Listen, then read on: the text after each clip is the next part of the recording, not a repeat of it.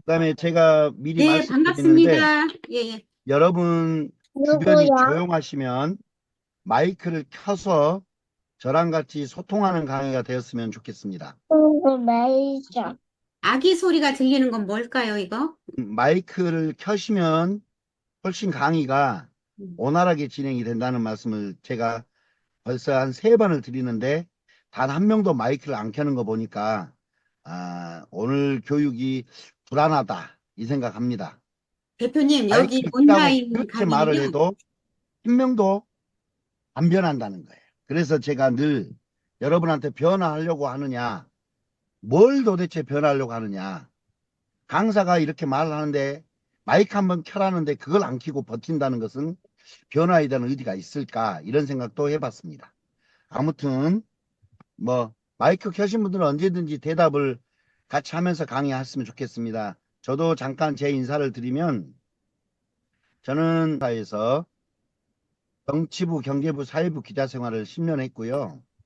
기자 생활 10년 했는데 그래봤자 월급쟁이이고 셀러리맨이라서 부자가 된다는 것은 어려운 일이었습니다. 죽어라고 열심히 공부해서 서울 와서 살았는데 이렇게 허무하게 살 수는 없지 않을까 해서 우리 조정문 대표, 조정화 강사, 그리고 삼남매가 한국자격인증교육원과 한국웃음치료연구소를 2004년도에 만들었습니다. 딱 봐도 강의를 제일 잘할 것 같은 제가 오늘 1번 타자로 나섰습니다. 원래 모든 교육은 강의 제일 잘하는 사람이 1번 타자로 나서서 여러분들에게 호기심 유지, 계속적인 열정을 끌어올리기 위해서 가장 잘하는 사람이 강의를 하는 겁니다. 그리고 마지막 날 또 유종의 미를 거두기 위해서 슬러거가 들어가니까 제가 1회차와 5회차에 강의하는 강사입니다. 예. 자화자찬, 박수가 자찬. 안 나오네 아무도. 이 표시가 뭐예요? 환호성이 안 들린다는 소리입니다. 한호상. 아, 여러분 이미 똥 쌌다는 말씀 드립니다. 예. 자, 우리 기관은 반갑습니다. 아시다시피 여러 개의 교육기관을 갖고 운영하고 있고요. 이렇게 많은 자격증을 지금 현재 진행하고 있습니다. 그러니까 우리 이인성 강사님 통해서 오신 분들은 아마 요양병원 직무교육 강사 과정을 통해서 굉장히 꼼꼼하고 디테일하고 성격 좋은 간호사 출신의 이인성 강사 강의를 듣고 오셨죠. 이인성 강사님이 진행하는 교육도 굉장히 훌륭하지만 여기에 또 많은 교육들이 있으니까 관심 가져보시고 함께 했으면 좋겠습니다. 다 넘어가서요. 우리가 법정 의무는 저번에 말씀드렸지만 18개 정도가 됩니다.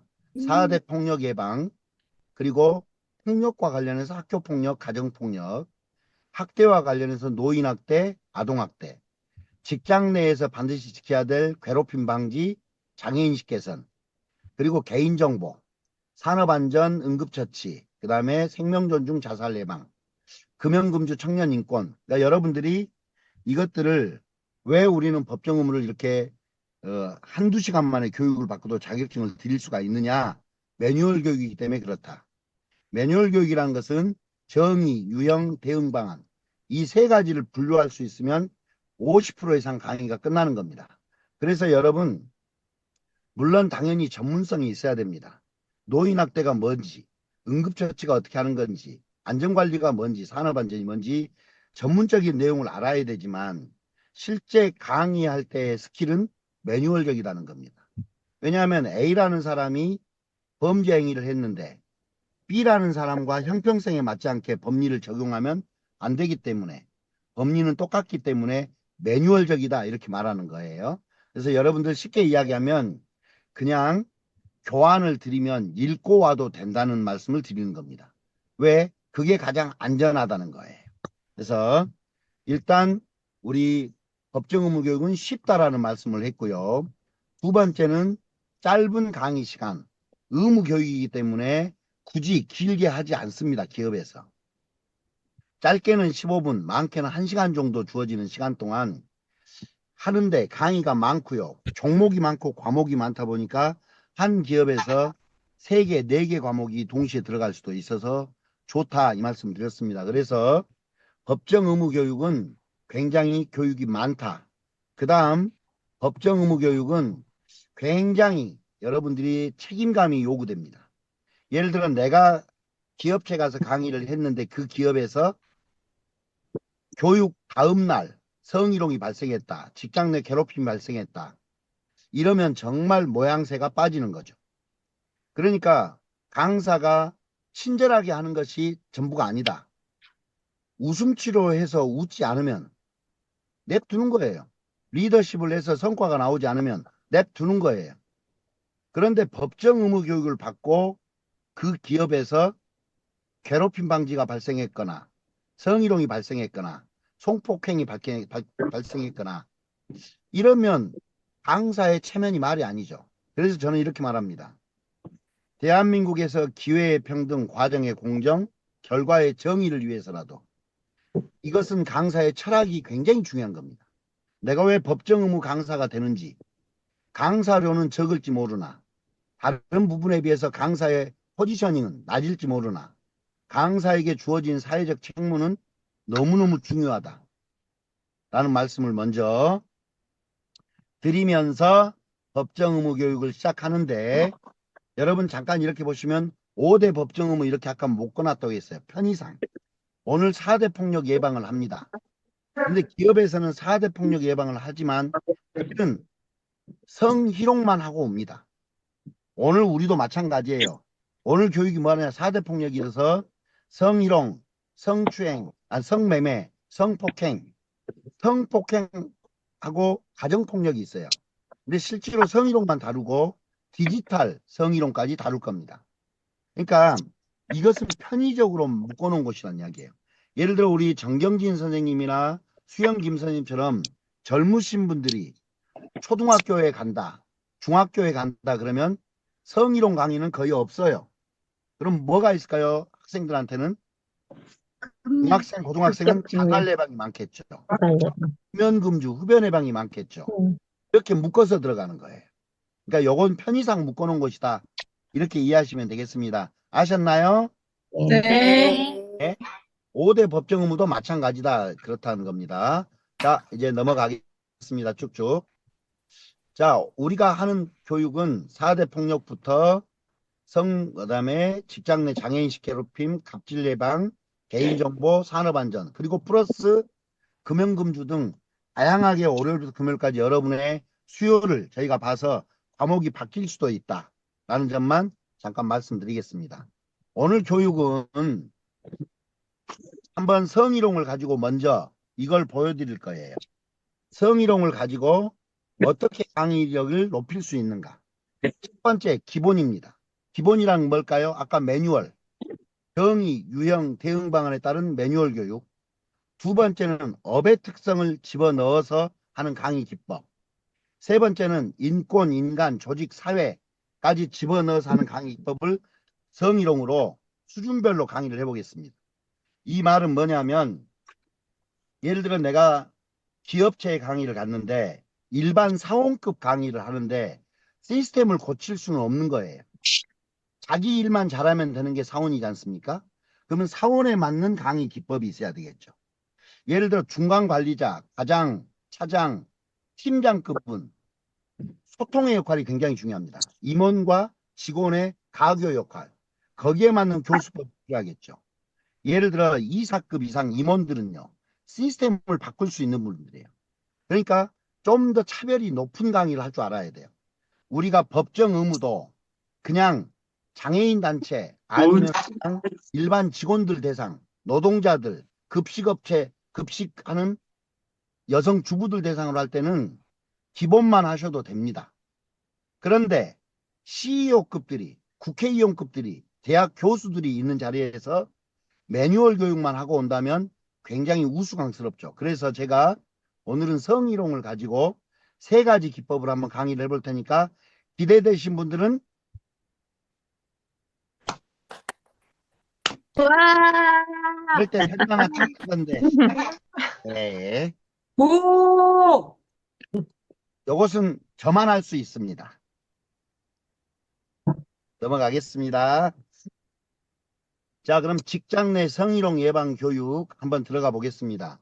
첫 번째, 지금 제가 하는 것은 가장 기본적인 매뉴얼 교육이다. 이렇게 이해하시면 되겠습니다.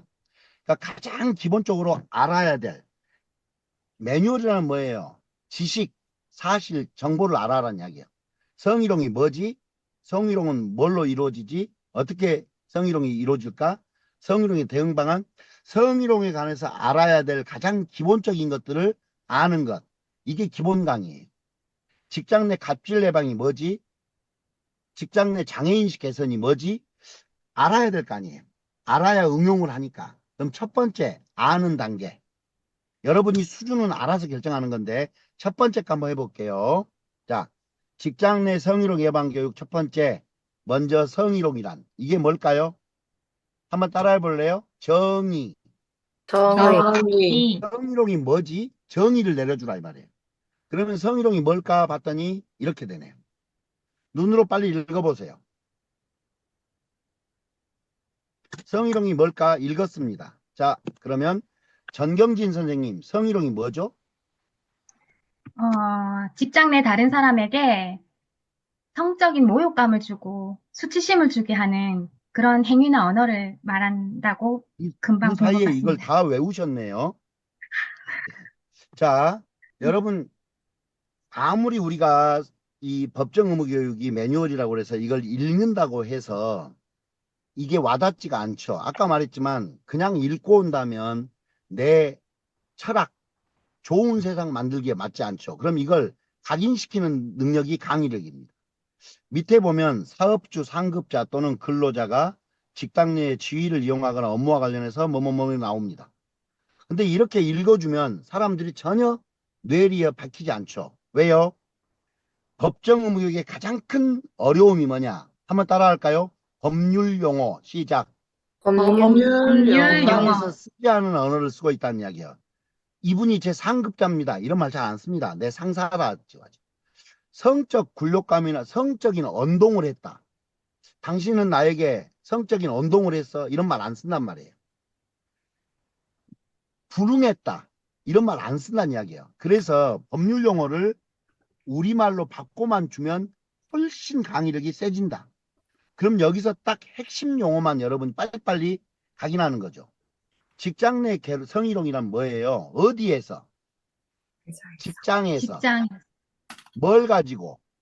지위와 업무를 가지고 뭘 줬어? 굴욕감과 불이익을 줬다.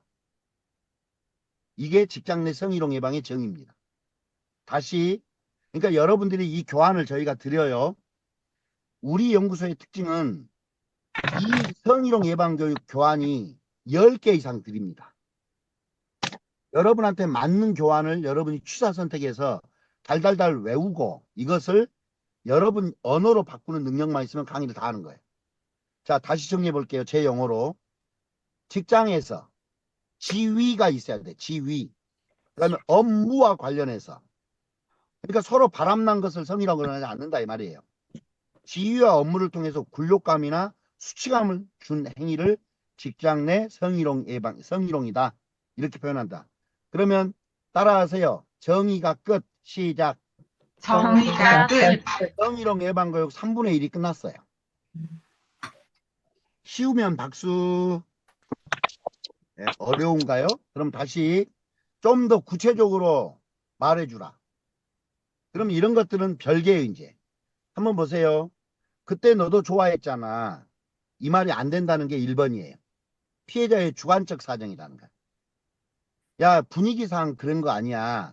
분위기상 내가 어쩔 수 없이 그렇게 말했는데 이걸 가지고 성이라고 하면 어떡해. 이게 아니라는 거야.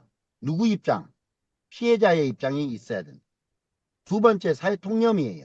예를 들어 제가 김희정 선생님한테 야한 농담을 했는데 희정쌤하고 나하고 입사 동기예요.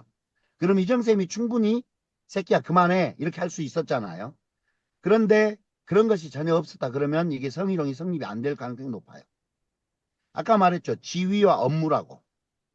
세 번째가 시간, 장소, 관계에 상관이 없어요.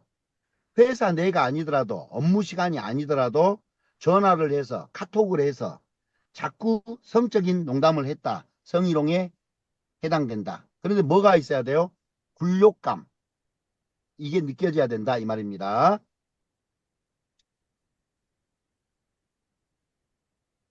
자, 이 부분들은 그냥 참고사항으로 넘어가는 법률 쪽이니까.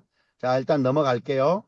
여기까지가 성희롱의 정의가 끝났습니다. 어려운가요? 아니요. 굉장히 단순하게 하십시오. 두 번째 이제 그럼 성희롱의 유형입니다. 유형은 더 단순해요. 왜냐하면 보세요. 어떻게 성희롱을 하지 봤더니 육체적 성희롱. 만졌다 이거죠. 두 번째 말로 했다는 거. 언어적 성희롱. 그렇죠? 네. 그 다음에 세 번째가 시각적으로 성희롱을 했다. 그럼 여러분 이거 하나씩 이제 풀어줘야죠. 육체적 성희롱은 뭘까 이거예요. 굳이 이걸 설명을 할 필요는 현장에 가서 없어요. 근데 내가 수준을 기본으로 했다면 이런 걸 다 읽어주면 되죠. 그런데 좀 이따 보면 알겠지만 이것은 5분 안에 끝나는 내용이에요. 왜? 앞부분에 더 중요한 이야기를 할 거니까. 두 번째 언어적 성희롱입니다. 굳이 할 필요가 없죠. 여기서 한 개 정도만 짚어주면 되겠죠. 제일 많이 요즘에 문제가 되는 게 회식.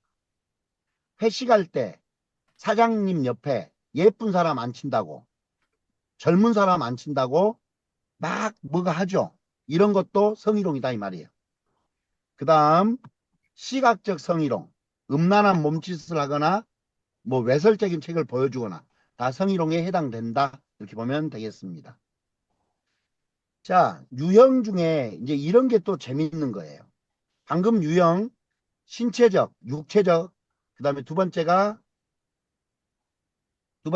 언어적, 세 번째가 시각적이라고 그랬는데 그럼 누구에 의해서 많이 일어날까? 직장 상사라고 하면 직장 상사도 강의를 듣고 있는데 불쾌하잖아요. 이럴 때 뭐라고 해요?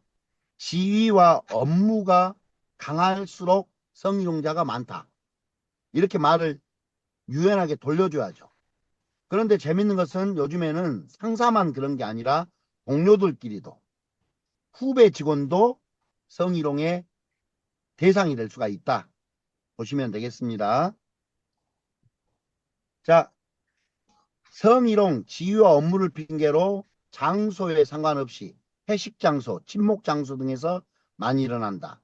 사업장 내 외부 상관없다. 근무 시간과 상관없다.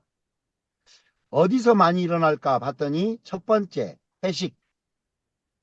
아무래도 느슨해지잖아요. 술이 들어가다 보니까 본심이 나올 수가 있죠. 그래서 회식 자리가 제일 많이 일어난다.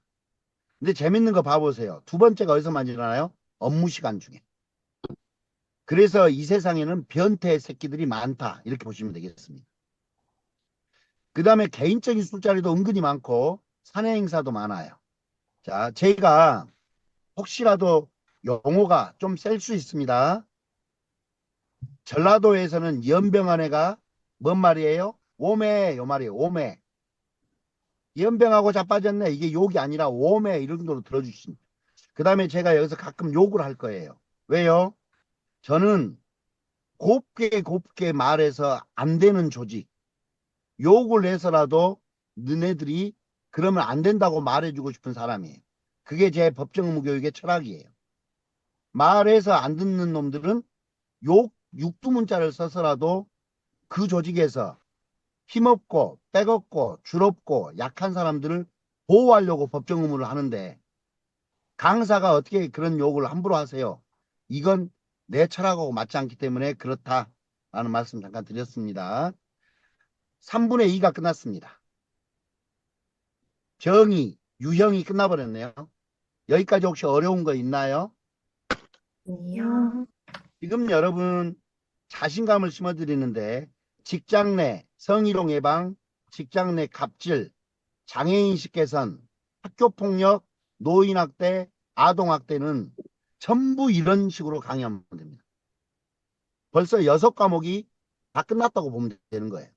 교환 드리면 여러분이 이렇게 딱 몇 번 읽어본 다음에 내 용어로 바꾸는 능력만 있으면 된다 이 말이에요. 이건 가장 기본적인 단계의 6가지 종목 이야기한 겁니다. 세 번째 이제 보겠습니다. 첫 번째 정의, 두 번째 유형, 세 번째 대처 방안. 대처 방안을 하는데 자꾸 뒤에서 이렇게 와요. 강의 끝내라고. 시간이 없다고. 끝내달라고 하면 이 중에 뭐만 읽으면 되냐? 제일 뒤로 가서 넘기면 돼요. 요거 읽으면 돼요. 근데 이걸 읽을 때 여러분 어떻게 읽어야 될까요? 뭐부터 읽어야 돼요? 혹시 김상미 선생님 이 중에 제일 중요한 게 뭘까요? 어디서부터 PPT를 읽어 내려갈까요? 처음부터 처음부터 아닐까요? 읽어 내려간다. 혹시 수연 김 선생님 어디서부터 위에서부터 읽고 아래서부터 읽을까요? 저라면 직장 내 성희롱 발생 시 행위자 징계 조치 뭐 이런 걸 읽어줄 것 같습니다. 여러분 항상 PPT를 읽을 때에는 위에서 아래로 읽으면 공무원들이 그렇죠. 강의할 때 제목, 강사 소개, 목차. 목차가 8개나 나와. 8개 목차를 듣는 순간 우리는 숨이 차는 거예요. 왜? 저걸 내가 다 들어야 돼? 벌써 강의 듣기 전에 겁나는 거예요. 이것도 보세요. 우리 상미 선생님이 말한 대로 위에서부터 차근차근 읽어 내려가면 진짜 중요한 것을 놓쳐요. 그래서 이런 거 읽을 때는 가장 센 놈을 패는 거예요. 가장 큰 게 뭐냐? 가장 큰 게. 성희롱이 일어났을 때 가장 큰 놈. 3년 이하 또는 2천만 원 이하. 그게 뭐 위반했을 때. 무슨 위반이에요? 직장 내 성희롱 피해자 불이익 조치 금지 의무입니다. 그러면 직장 내 성희롱 피해자 불이익 조치 금지 의무. 김희정 선생님 이 말이 뭔 말이에요? 직장 내 성희롱 피해자 불이익 조치 금지 의무. 피해자가 발생했을 때 이게 무슨 말인가? 자, 불이익을 제가 지금 이렇게 말씀드리는 게 전달해 주는 걸 안 된다. 요 용어대로 읽으면 알아들을 놈 하나도 없다. 여러분은 이걸 읽고 나서 뭐라고 말해야 돼요? 우리말로 바꿔야 된다고요. 쉽게 한마디로 말해라. 2차 가해. 아, 2차 가해 줬다가는 너네 조직 작살내겠다는 거예요. 아, 이해됐어요? 이렇게 네. 말하면 되게 편하죠. 네. 2차 가해가 뭘까요? 일자리를 없애버리거나 책상을 빼버리거나 직장에서 불이익을 주거나 이게 2차란 말이에요. 아니면 이 사람의 과거 행적들을 막 둘쳐가지고 사이버에 막 펼치거나 이게 2차 가해입니다. 2차 가해가 있을 경우에 이렇게 불이익을 주겠다. 나머지는 여러분이 직접 읽어보시기 바랍니다. 끝내면 돼요. 이걸 다 읽어줄 필요는 없죠. 그리고 하나만 더 보겠습니다. 성희롱을 포함해서 법정 의무 교육의 가장 중요한 내용 슬라이드 이 한 장. 저는 법정 의무 교육이 왜 중요하냐? 이것 때문에 중요하다고 해요. 이 슬라이드를 잘 보세요. 누가 대상자입니까? 여러분 빨리 말씀하세요. 성희롱 누가 제일 많이 당하냐 이 피해자? 말이에요. 젊은 여성. 피해자? 20대, 30대의 젊은 여성이 대개 70%가 당하는 거예요. 그러니까 젊은 여성들이 타겟이다. 왜 그러면 젊은 여성들이 타겟이었을까? 1번 피해자들은 시작. 피해자들은 성희롱에 대하여 동차하는 성희롱 방법을 그냥 학습한 적이 없고 제가 같은 그냥 상황에서 읽을게요. 여러분 어떻게 읽으니까. 자 보세요. 이 한 장이 법정 의무의 철학이에요. 성희롱 누가 많이 당하지 했더니 20대 30대예요. 젊은 애들. 왜 젊은 애들이 대상자일까? 성희롱에 대처하는 방법을 학습한 적이 없어요. 갈등 상황에서 상대방이 어떻게 효과적으로 항의할지 배운 적이 없어요. 그래서 참고 넘어가요. 왜 참고 넘어갈까요? 처벌을 확신하지 못해요. 내가 상무를 대상으로 부사장을 대상으로 이길 수 있다 생각하는 사람은 거의 없어요. 회사라는 공룡과 내가 싸워야 돼요. 그러니까 처벌을 못해요. 처벌 못하면 피해자로서 당해야 될 불이익이 너무 많아요. 동료들이 따돌림하겠죠. 미꾸라지 한 마리가 조직을 흔든다고. 행위자하고 친분인 것도 괴롭습니다. 그러니까 이게 뭐냐면 굉장히 백없고 힘없고 줄없는 사람들이 보통은 이 대상자가 된다는 거예요. 그래서 이 법정 의무교육 강사들은 사회적 약자에 대한 어떻게든지 인권과 권익을 지켜주려고 노력하는 강사가 돼야 된다라는 말씀을 드리는 겁니다. 자, 여기까지가 성희롱 예방교육 기본 강의였습니다. 다시 말하지만 정의, 유형, 대응 방어도를 나눠서 강의할 분야는 직장 내 괴롭힘은 직장 내 성희롱과 괴롭힘 단어만 바꾸면 성희롱을 했냐 괴롭힘을 했냐가 똑같아요. 구성이. 그 다음 장애인식 개선도 장애인이 무엇이고 장애인의 유형은 어떻게 되고 비슷해요. 학교폭력, 폭력 어떻게 해요? 말로 하죠. 신체적으로 하죠. 정서적으로 하죠. 사이버로 하죠. 그러니까 유형이 다 똑같아요. 여러분들 시어머니 어떻게 괴롭히세요?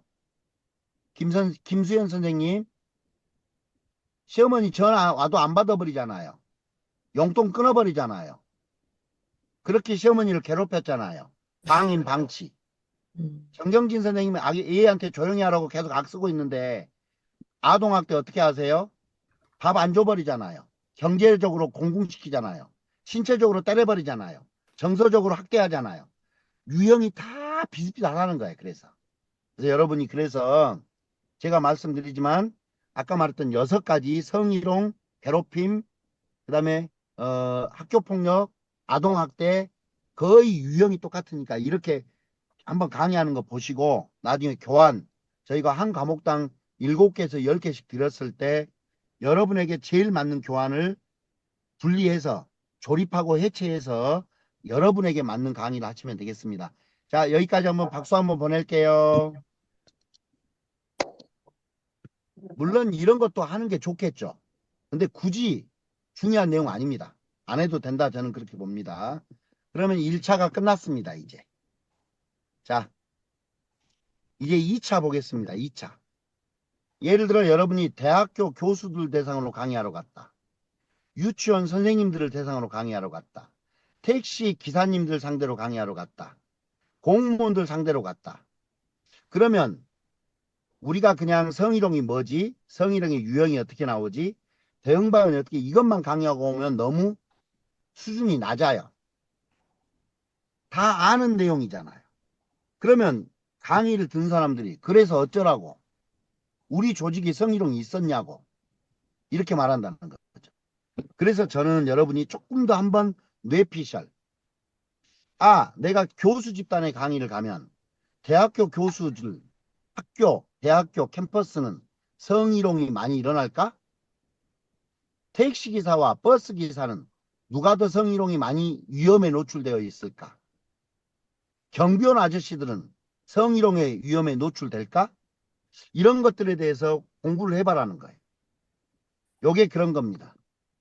제목이 세죠? 성추행에 얼룩진 상아탑. 교수님 왜 이러십니까? 뚱땡아 커피 한 잔 사와 스카프에서 목이 더 섹시해. 뚱땡아 커피 한 잔 타와는 성희롱입니까? 아닙니까? 성희롱. 성희롱이야. 희롱입니다. 뭐 말만 넣으면 성희롱이래. 이게 무슨 성희롱이에요? 뚱땡이를 뚱땡이라고 부르는데 아버지를 아버지라고 못 부르는 세상이에요?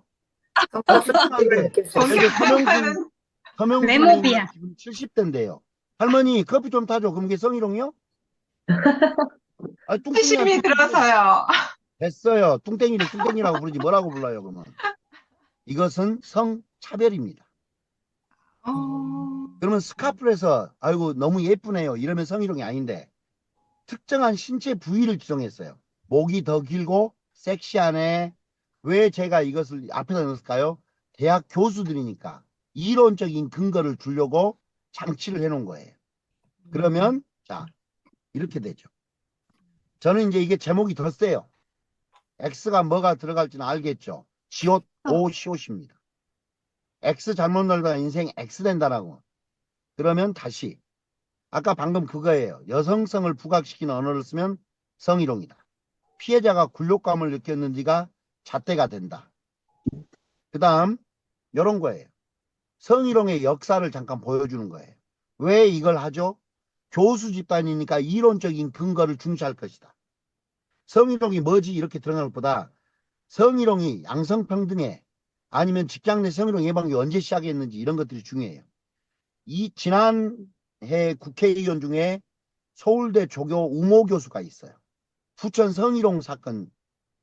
이 사건 때문에 94년도부터 우리는 성희롱에 대한 공부를 시작했다는 겁니다.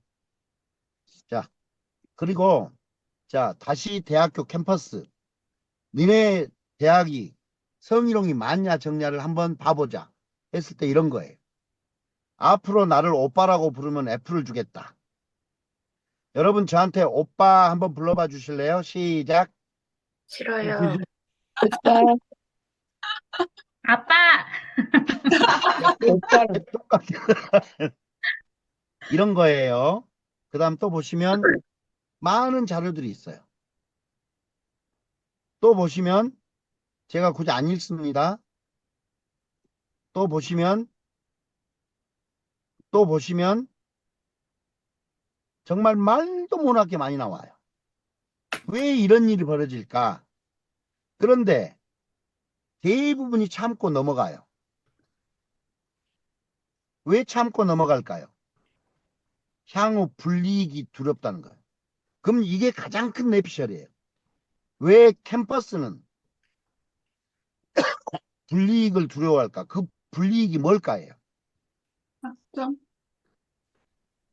학점이죠. 그럼 학점을 좀 더 고급지게 표현해 보세요. 그게 강사의 품격이에요. 학점은 나에게 어떤 영향을 미치죠? 직업 선택에 영향을 미쳐요. 직업 선택을 좀 더 고상하게 표현해 보세요. 학생의 미래 가치를 훼손시켜요. 교수가 나에게 장가품을 하기 위해서 학점을 나쁘게 주거나 장학금 신청이나 학교 추천을 안 해줘 버리면 내 미래 가치가 심각하게 손상된다는 거예요. 그래서 여러분들이 이런 걸 보면서 아, 대학 교수의 권력은 어디서 나와요? 학점. 대학원 석사 박사는 보재식입니다. 1대1 논문 더 교수의 영향이 막강해지죠. 그러면 보재식으로 이루어지는 집단들이 어디가 있어요? 무용, 미술, 음악, 연예계, 체육계 이런 데는 다 미래 가치예요. 업의 특성을 이야기해 드린 거예요. 예를 들어 감독이 여배우에게 성접대를 요구했다. 거절했다. 물론 다 그렇지 않은 극단적인 사례지만 감독이나 제작자가 걔 캐스팅 안 해버리면 무대 못 올라가는 거예요. 아이돌 이런 경우도 많죠. 그래서 이걸 뭐냐 미래가치 훼손 이렇게 말하는 겁니다. 자, 그러면 다시 평각 180도가 된다는 거야. 물론 이 내각과 이 외곽으로 평가하셔야 되고요. 이 내각과 이 외곽으로도 역시 누가 막 시끄럽게 하네요. 자, 다시 대학 교수기 때문에 조금 높은 분들 회사의 임원급들은 이런 이야기를 하는 거예요. 사회 지도층은 왜 그럴까 도대체 이 새끼들은 왜 이럴까예요. 이겁니다. 남성 호르몬 테스토스테론이 높아지면 목표 달성에 집중해요. 자기 만족에 집중하는 경향이 있다. 그리고 힘을 가진 자는 내가 모든 것을 통제할 수 있으니까 내가 너를 성장시키고 키워줄 수 있다는 극도의 자만감과 자신감. 그리고 나를 좋아해 줄 것이라는 착각. 그리고 얘네들은 자기들이 잘못하고 있다는 것도 모른다. 대한항공 조씨 자매 그리고 그의 어머니 비서에게 막 종이를 날리면서도 나는 너를 먹여 살려주는데 니는 뭐야 라고 하는 전형적인 갑질. 그게 갑질인지도 모른다. 그래서 여러분들이 업의 특성에 대해서 방금 이야기할 때 여기까지 갖고 와봤습니다. 나머지는 국회의원들 거니까 넘어갈게요. 자, 여기까지 한 다음에 뭘 넣어요? 아까 우리가 처음에 했던 그러면 직장 내 성희롱이 뭐고 성희롱의 유형은 어떻게 되고 대응방은 어떻게 되는지를 밑에다가 집어넣으면 돼요. 아니면 먼저 정의, 유형, 대응 방안을 짧게 한 다음에 당신네 회사의 성희롱의 위험은 뭐가 있을까? 이야기해 주는 거죠. 그럼 여기서 한 번만 질문 던져볼게요. 여러분, 김희정 선생님 병원 제1병원에서 25년을 근무하셨는데 병원은 성희롱 하기에 좋은 곳인가요? 안 좋은 곳인가요? 굉장히 많이. 예, 이분은 다 이민선 강사들한테 배운 분들은 하여튼 자고로 느려 터져가지고 뭐 하나 물어보면 답변 오는데 한참 걸려. 저는 특수하게 수술실에서 좀 오래 있어가지고, 마취 시켜놓고 성희롱 하셨겠네요. 아니요. 그렇진 않았습니다. 정신 못 차리게 다 막 마취, 전신 마취 시켜놓고 막 만졌겠네요. 그렇진 않았습니다. 저희는 그렇진 않았습니다. 너희는 네. 안 그랬어도 다른 병원은 그렇다는 이야기인가요, 그러면? 뉴스에 나오는 거 보니까 그렇더라고요. 그런 곳이 있더라고요. 자, 예를 들어 내가 병원에 가서 성희롱 예방 교육을 한다면 방금 대학교에서 나온 사례들을 뭘로 바꾸면 돼요? 병원으로. 대학은 아까 미래 가치를 담보로 그리고 캠퍼스라는 넓은 푸른 초원, 여러분 골프 치러 가면 신나듯이 대학교 가면 캠퍼스에 때문에 내 기분이 올라가요. 거기에 전부 서명순처럼 할머니만 있는 게 아니라 전부 팔팔하고 예쁜 여대생들이 하늘하늘하고 걸어다닌단 말이에요. 그러니까 성적인 희롱이 많이 나올 수밖에 없는 구조라면 병원은 왜 그럴까요? 정경진 선생님, 긴급 병원은 왜 저는 성희롱이 일어나기에 좋은 장소일까요? 의사와 간호사들이 이제 남자, 여자로 좀 분리되어 있는데 저는 회식 자리에서 성희롱을 당해봤어서 병원이 아주 쉽게 그런 행위가 일어나는 공간인 것을 잘 알고 있습니다. 그게 왜 그런 일이 일어나요? 진급이죠. 승진 때문에 진급이나 그럴까요? 승진과 또 잘못되면 다른 부서로 이제 로테이션을 시키거든요. 그것도 있겠지만 일반 환자의 경우 아, 대항할 환자일 수 때. 없는 무적의 힘을 병원은 갖고 있죠. 아까 대학은 아, 학생의 미래 가치를 담보로 나에게 아무것도 못하게 해요. 병원은 나의 생명을 담보로, 목숨을 담보로 나를 수술을 허락받은 사람들이에요. 마취를 허락받은 거고. 여러분 여기 있는 분들 중에 의사 선생님이 옷 벗으세요. 그러면 왜 벗어야 돼요? 이런 분 계세요? 팬티 내리세요. 그러면 내가 왜 내려야 돼요? 이렇게 하는 사람 있으세요?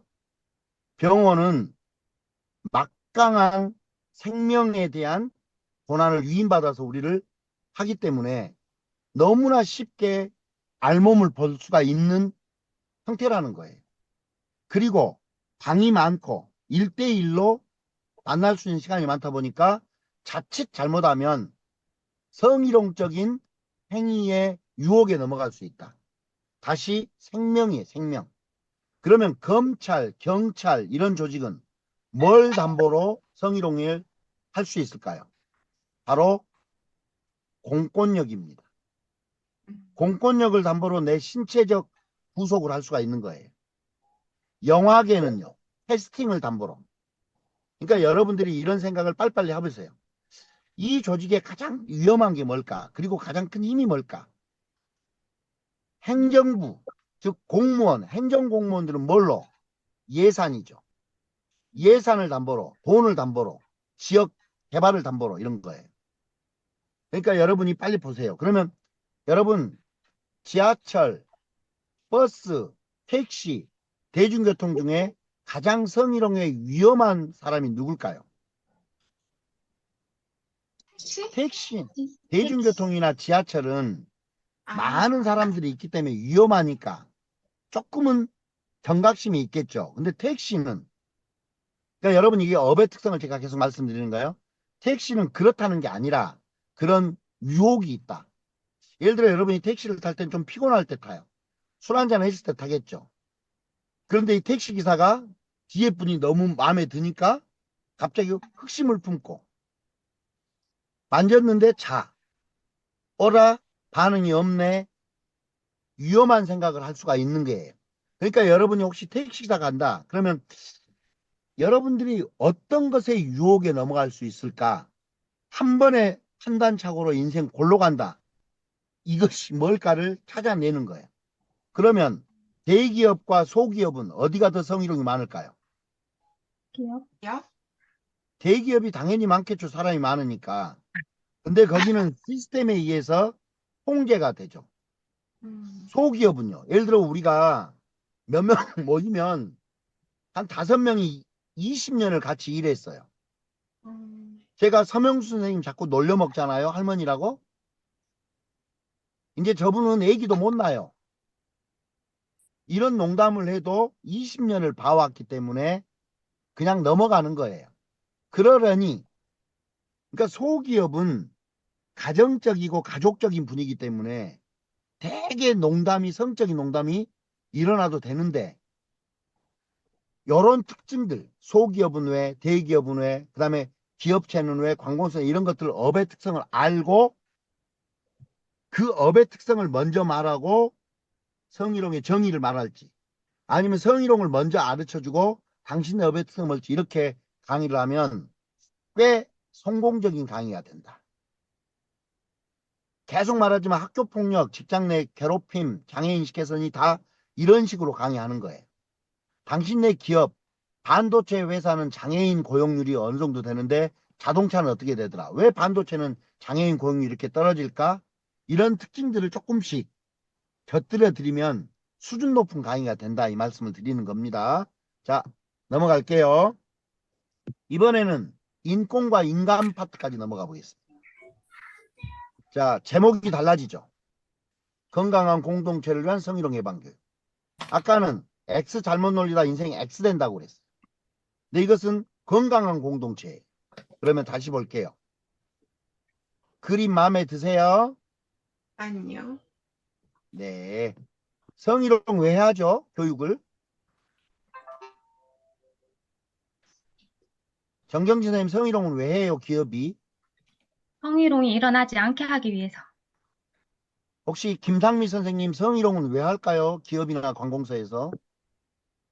기업의 더 큰 발전을 도모하기 하기 개똥 위해서가 같은 소리 아닐까. 하고 계십니다. 진짜 죄송합니다. 그럴까요? 그렇게 순수한 마음으로 교육을 할까요? 아, 예. 자, 여러분들이 너무 친절하게 그렇게 말해갖고는 그 조직이 이 위험을 몰라요. 저는 아싸리 강의력이 있다고 하면 솔직하게 하는 게 좋아요. 기업이나 관공서에서 왜 성희롱 교육을 의무적으로 할까요? 첫 번째, 의무교육이니까 하죠. 의무교육이니까 한다고요. 그런데 두 번째는요. 안 하면 벌금 내니까요.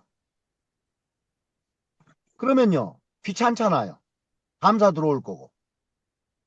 여러분 항상 우리는 사후 약방문. 일 터지고 나면 이런 교육 했냐 안 했냐 다 감사 들어와요. 감사 들어오면 조직이 깨지거든요. 깨지니까 빨리 이거 해가지고 야 15분이면 되는데 이걸 안 해가지고 감사원에 막 질타당하고 끌려가고 조사받고 그러면 피곤하니까. 네 번째는요. 좋은 게 좋은 거잖아요. 다섯 번째는요. 이렇게 되죠. 또 보세요. 여러분들은 전부 성희롱에서 성희롱하지 않을 분들이죠?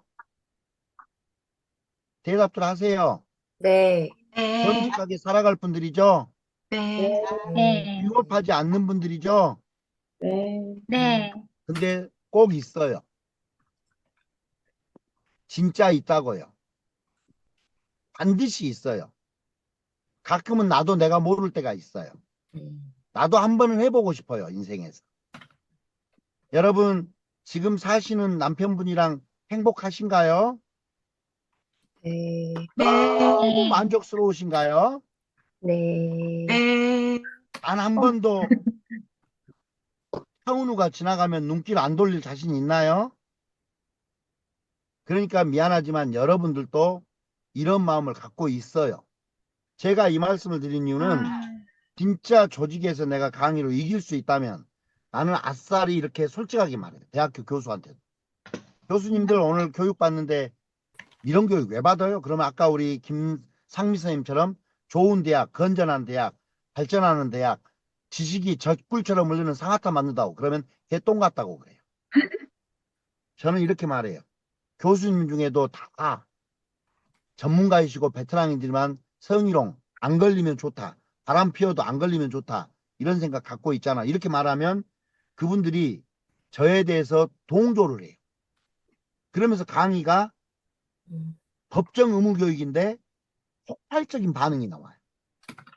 이게 굉장히 기법이 높은 거예요. 자, 그리고 자 볼게요. 미안하지만 여러분 봐보세요. 교육장은 의무교육이란 말이에요. 의무교육인데 강제 동원됐어. 법정 의무교육 따로 시간 내서 안 해요. 업무 시간 전에 그러면 9시까지 출근하는데 법정 의무 때문에 8시까지 출근하라고 그래. 기분 좋을 사람 한 명도 없어요. 퇴근 6시인데 교육받고 가야 되니까 7시에 퇴근한대. 기분 좋을 사람 없다 이 말이에요. 그 다음에 다 아는 내용 굳이 교육으로 해서 또 주지시킬 필요 뭐가 있냐. 아동학대. 여러분 아동학대 어린이집이나 유치원 가면 뭐 틀어줘요?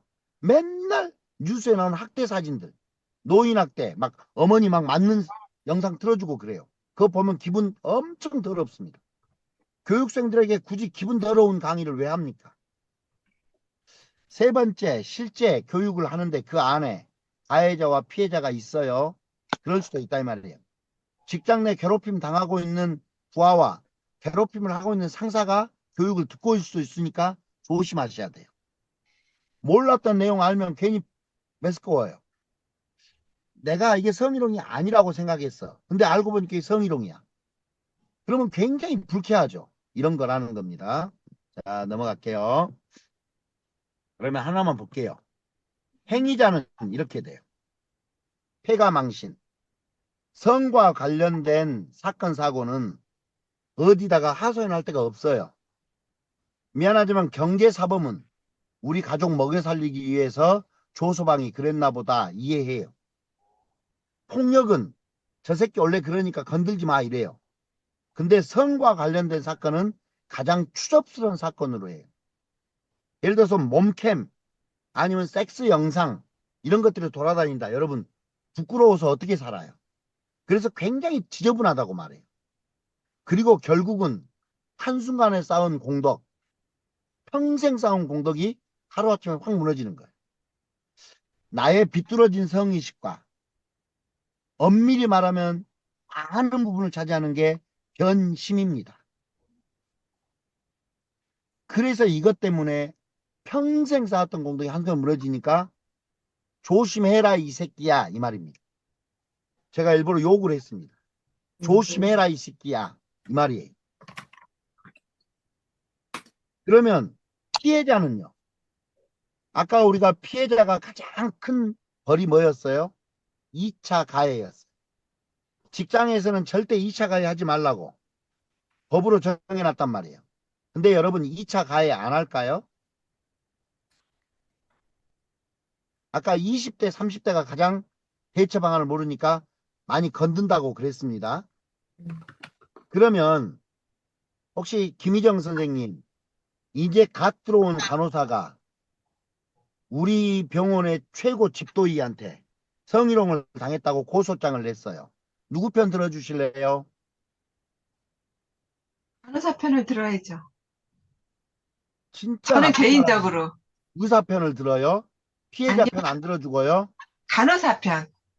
간호사 편 이미 똥 쌌어요. 선생님 본심이 나왔잖아요. 아니요, 간호사라고 했어요. 그래요. 네. 간호사가 병원에 돈을 벌어줍니까? 수술하는 의사가 돈을 벌어줍니까? 물론, 여러분들 네. 지금 말은 피해자 편을 들어준다고 다 앞에서는 말을 해요. 그러면 나중에 법정에 가서 진술도 해줄 거예요. 저 집도이 원래부터 저런 놈이었다고? 그건 다른 문제죠 또. 그러니까 여러분이 아주 쉽게 말해. 이런 거 들을 때는 나는 피해자 편에 서서 약자 편에 서서 조직을 건전하게 만들까 말은 그렇게 해도 실제 가면 전부 90% 이상이 힘 있는 사람 편을 들어준다는 거예요. 결국 피해자도 회사 나와야 됩니다. 그리고 기업의 이미지는 이미 추락 바닥에 기게 되는 거죠. 자, 그래서 한번 까만 글씨 읽어보세요. 시작. 빼먹고, 때가 먹고, 힘없고 배우고, 배우고 만만하고 온전하고 때가 있고 하소연할 시연할 곳 없는 그래서 여러분 우리는 시골 마을에 정신지체를 가진 부모 밑에 신체 장애를 겪고 있는 아가씨가 있었다. 보통 그 동네 남정네들이 다 성폭행에 가담했다라는 기사들이 종종 있어요. 여러분 혹시 내 아이가 검사장 아들이었으면 학교에서 어떤 대접을 받았을까? 노동자의 아들과 검사장의 아들이 똑같이 대접받을까요? 아니요. 여러분 어린이집 유치원에 보내보면 부모들 신상 파악 어린이집이 몰라요?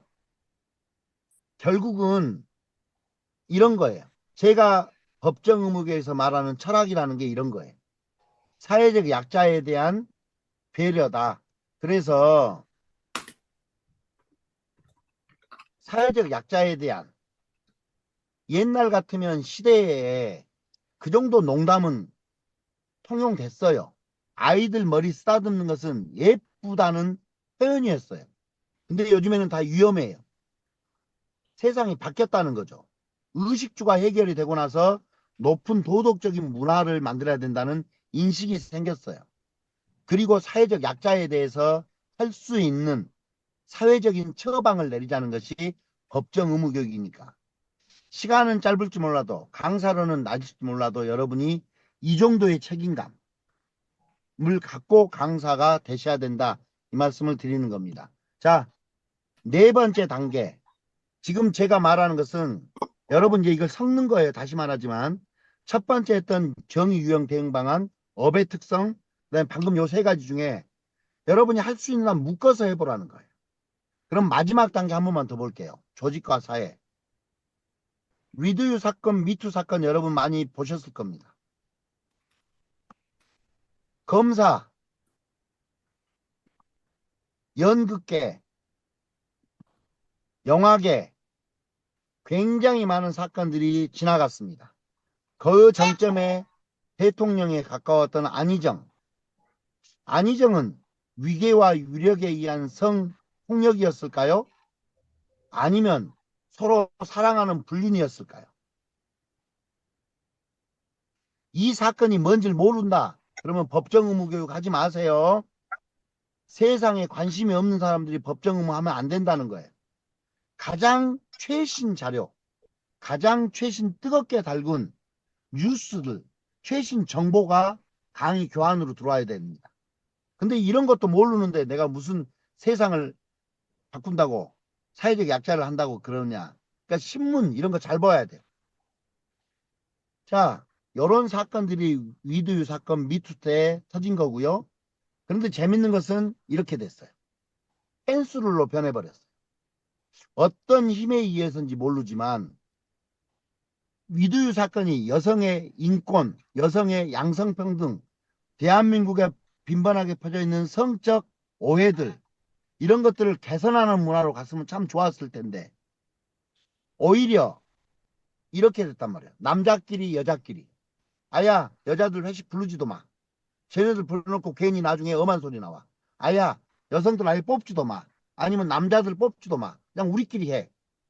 사회가 양분화로 바뀌어버린 거예요. 이런 사회적인 문제도 여러분이 조금은 알고 가셔야 된다. 그래서 성희롱이나 성폭력의 기준은 남녀노소와 무관합니다. 저분이 나이가 많고 젠틀한 분이었는데 그런 게 안 통해요. 나이가 어린애가 성희롱을 했을 리가 없잖아요. 안 통해요.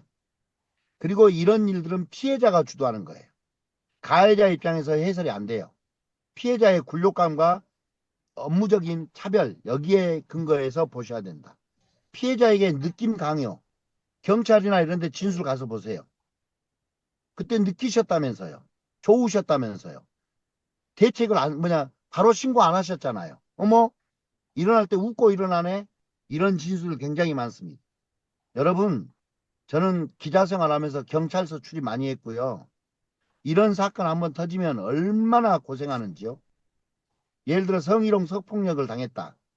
조사 어디서 해요? 지구대에서 1차로 합니다. 2차 경찰서 가서 합니다. 3차 변호사 앞에서 합니다. 4차 검사 앞에서 합니다. 5차 판사 앞에서 합니다. 최하 아무리 못해도 5번을 어떻게 진술합니까? 상세하게 합니다.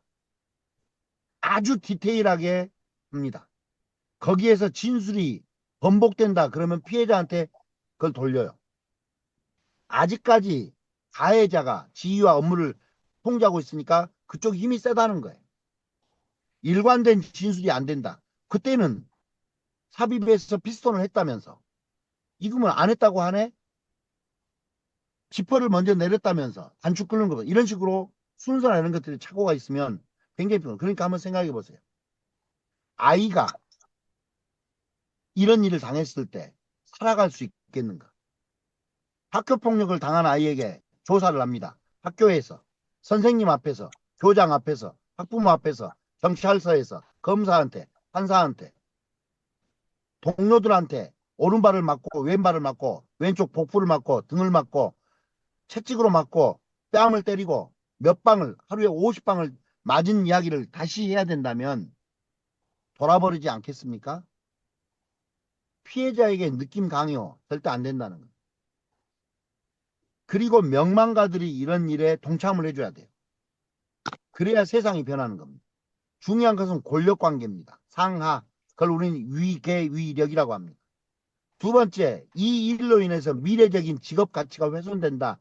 이 두 가지가 굉장히 중요한 잣대다. 이렇게 보시면 되겠습니다.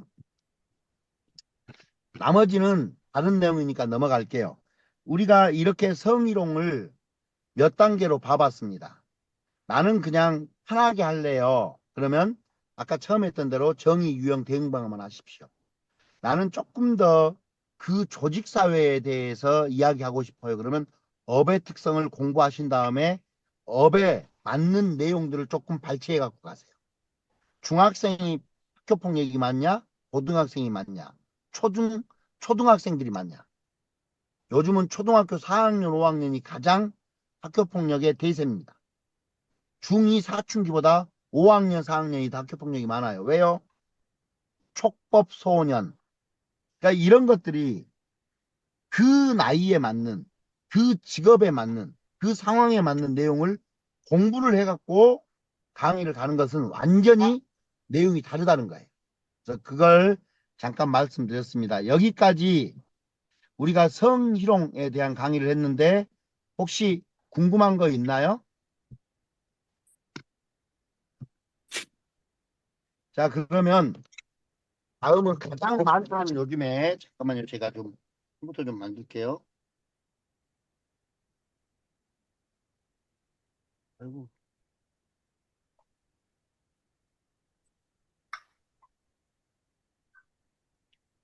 디지털 성범죄를 들어가 보겠습니다.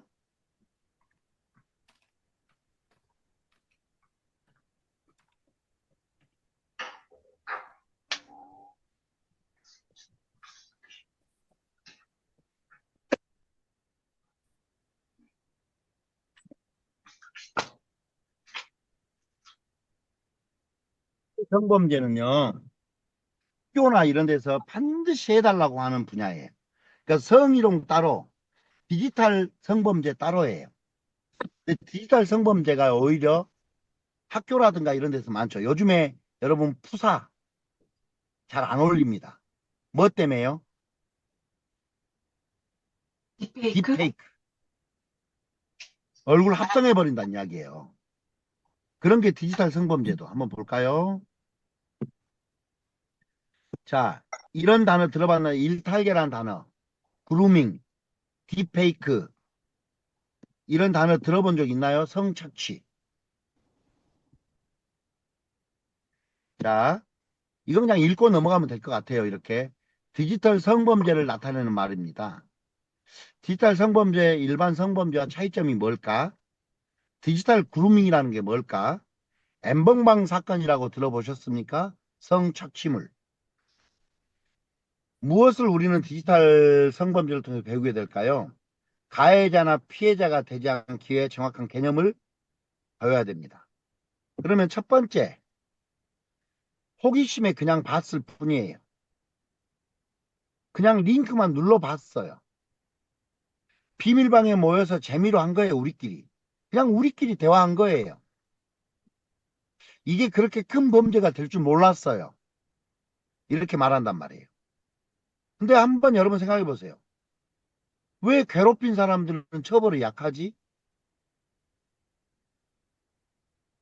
바람핀 남편 증거를 잡으려고 휴대폰을 봤는데 증거물이 있어서 그걸 스크린샷을 해서 내 휴대폰을 봐서 증거로 제출했어요. 증거 제출이 된가요? 증거로 인정 못 받습니다. 내 남편 뒤쫓아가갖고 모텔 들어가는 영상을 찍어갖고 이 새끼 이렇게 나쁜 놈이라고 말했는데 비밀리에 찍은 영상은 또 증거 채택이 안 돼요. 참 이런 거 보면 법이 이해할 수 없는 부분이 많죠. 진짜 천인공노할 일을 한 놈들한테 왜 처벌은 이렇게 약한 거지? 음란물이 아니고 성착취물이라는데 차이가 뭐지? 이런 거. 잘못된 생각을 바꿔야 됩니다. 먼저 디지털 성범죄는 이런 거예요. 그리고 상대의 신체를 촬영하거나 촬영된 영상물을 동의 없이 유포하는 행위, 사이버 공간에서 유포를 하거나 협박을 하거나 성희롱을 통해서 이런 행위를 했다. 이걸 디지털 성범죄란. 그러니까 찍어서 유포하는 행위 이런 겁니다. 디지털 성범죄와 기존의 차이점은 이렇게 된다. 촬영하고 예를 들어 잠깐만요. 촬영, 시청, 다운로드, 성 댓글 이런 것들 다 피해봤습니다. 디지털 기기 사용 연령이 낮아지면서 가해자의 연령도 정말 낮아져요. 초등학생이 배포한다는 거죠. 성착취물은 뭘까요? 음란물입니다. 성착취물은 대상자가 아동, 청소년, 성인 대상 불법 성적 촬영물을 말합니다. 여기에는 위협하고 협박하고 조종하기 위해 사용된 사람들이죠. 그러니까 이렇게 보시면 제가 지금 뭐만 하고 있습니까? 그냥 읽고 있는 거예요.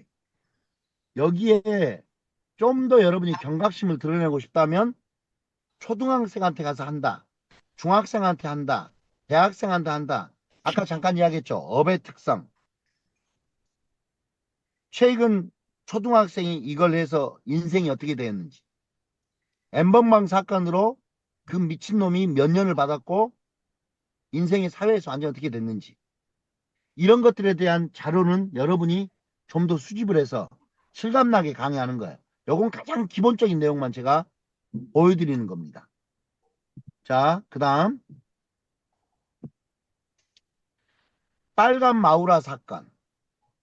저희 때 제일 유명했던 거예요. 이거 안 본 사람이 있나? 동영상? 동영상은 그냥 넘어갈게요. 이 내용이었습니다. 다 돌려보죠. 우리 때만 해도 이런 영상을 빨리 구하는 놈이 정보에 민감한 놈. 능력이 좋은 놈. 그래서 저는 기자였기 때문에 경찰한테 빨리 받으면 제일 먼저 누구한테 이걸 전송해줘요? 내 상사한테. 내 부장한테. 왜? 나의 정보력. 이런 때가 있었다는 거예요. 그런데 지금 뭐뭐 비디오 사건, 오양 비디오, 비양 비디오 뭐 이런 사건들. 국면 전환용으로 검찰에서 많이 쓰는 방식. 정권이 수에 몰리면 미스코리아 한 명 보내지 뭐. 최근에 돌아가신 배우 이런 것도 다 비슷한 겁니다. 그 다음 소라넷 불법 촬영물 플랫폼. 그 전까지는 한 개의 영상만 있었는데 2000년대에 도입되면서 플랫폼이 만들어져요. 일명 사이트가 만들어지더라 이 말이에요. 그 다음에 웹하드. 웹하드에 단순 음란물이라 볼 수 없는 각종 불법 촬영물들만 올라와요. 웹하드의 대마왕이 누구였어요? 마지막 시간을 직장 내 괴롭힘의 대명사가 우리나라 웹하드의 제왕이었어요. 영상물 5만 건, 10만 건이 있어요. 그 다음에 연예인 단톡방들 유명한. 그 다음에 가장 유명하던 텔레그램 엠번방. 성착취물. 그러니까 소란했으면 폐쇄되고 웹하드는 단속을 피해서 안전하고 은밀한 곳으로 이동을 해서 자기들끼리 즐기는 이런 것들이 있다는 거죠. 그래서 디지털 성범죄는 점점 진흥화된다. 왜? 디지털 세상이 되면서 불법 촬영, 비동의 유포, 유포 협박, 사진 합성 전부 범죄 행위입니다. 자, 나머지는 여러분이 그냥 읽으세요. 나중에 자료 다 드리니까. 이렇게. 그다음 온라인 그루밍. 그루밍 뭐예요? 심리적으로 압박을 해서 벗을 수밖에 없게, 촬영할 수밖에 없게 만드는 행위. 신뢰를 얻어. 혼자니까 외로워? 그럼 내가 밥이라도 사줄까? 같이 저랑 밥 먹으실래요? 호감을 준 다음에 변태로 변하는 거죠. 제가 혹시 너무 많이 알고 있는 것 같나요? 저 그냥 아무것도 모르는 사람인데요. 그냥 순한 사람이에요. 이? 너무 많은 걸 안다고 해서 제가 혹시 뭐 이거 이쪽에 전문가가 아니니까 저한테 전화하세요. 배고프신 분들은 밥 사드릴게요. 강의나 합시다. 자, 어떤 처벌 받아요? 나는 이런 애들 죽였으면 좋겠어요. 아까 이야기했지만 성적인 희롱, 내가 혹시 불법 촬영 아니면 동의해서 촬영을 했던 그건 애정이죠. 사랑을 했으니까 찍었을 거 아닙니까? 동의도 했을 것이고. 근데 찍은 것과 유포는 다르다는 거예요. 내 나체가 돌아다닌다. 여러분 상상을 해보세요. 아니면 내 아이가 딥페이크에 의해서 이상한 영상 들어다니면 그 사람의 인생은 어떻게 될까요? 한 가정이 망하는 거 아니겠어요? 그런데 얘네들에게 너무 약해. 그래서 여러분 디지털에 대해서 이렇게 공부를 좀 했습니다. 자, 나머지 자료 여러분이 읽으세요. 장난으로라도 절대 찍으시면 안 돼요. 사랑하니까 한 번만 찍자. 네가 가장 아름다울 때 한 번만 찍어 놓자. 너랑 나랑만 보고 바로 지우자. 안 됩니다. 자, 나머지는 자료를 보세요. 대답들 하세요. 네. 자, 다음 자료 한번 보겠습니다. 오늘 4대 폭력이라 좀 다룰 게 많아서 제가 지금 자료를 빨빨 넘기고 있습니다. 왜냐하면 방금 이런 자료는 여러분이 언제든지 금방 또 볼 수 있기 때문에 그래요. 자, 그 다음에 4대 폭력 중에 딱 한 장만 보겠습니다. 한 장만.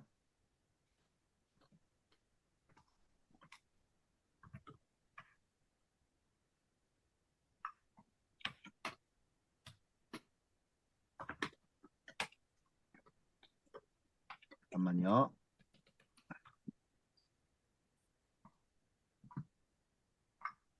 이 공유할 게 많다 보니까 그렇습니다.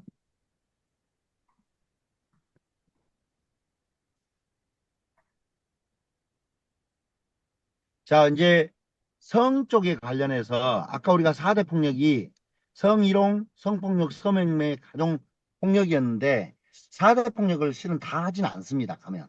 뭐만 하냐? 직장 내에서의 성희롱만 하면 돼요. 실제 강의는. 근데 이제 꼭 이걸 해달라고 하는 이인성의 제자들이 깝깝한 사람들이 많다는 가정하에 안 해주면 안 해줬다고 또 쌩 난리를 피울까봐 그냥 바로만 드립니다. 뭐 나의 성인지 감성 이런 거 제발 좀 이런 것 좀 안 했으면 좋겠어요.